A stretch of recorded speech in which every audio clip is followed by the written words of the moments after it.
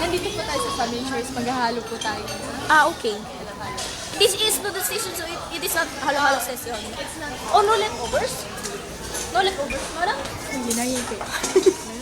Lovebirds. Someone's eating over there. Nandito na po tayo sa halo-halo station. Gagawa po tayo ng halo-halo para kay Uncle Mike po. Sure. Ma'am, may tanong po ako sa'yo. Paano ba gumawa ng isang halo-halo? Watch and learn.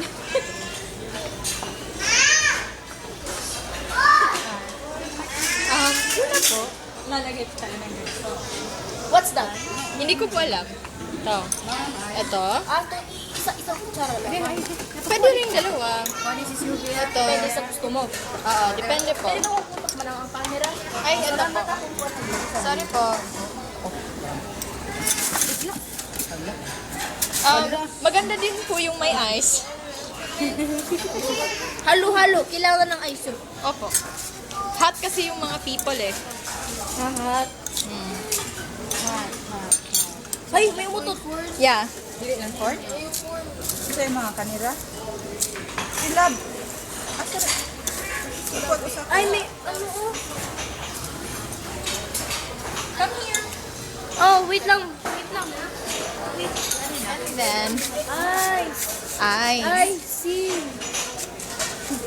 On top. Bakit sa top? Hindi ko po alam. It's what they do, man. I'm just following them. Di ba may parang nilalagyan na sauce yan? Hindi po sauce. It's a milk po. Ah, gatas pala yun. Ay, wala nang laman. Wala nang laman. Pa-refill. Refill. Like, we have to go there, over there. Let's go over there. Ma'am. Sana may ano? Milk.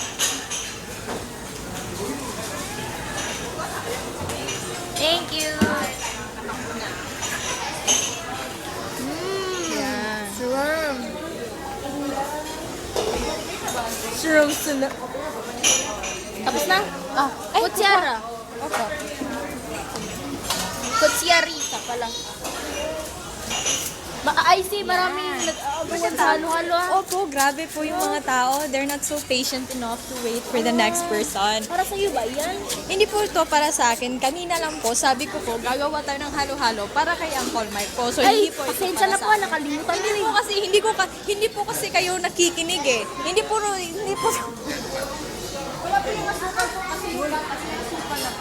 Nakalimutan ko na, inaaway mo na ako.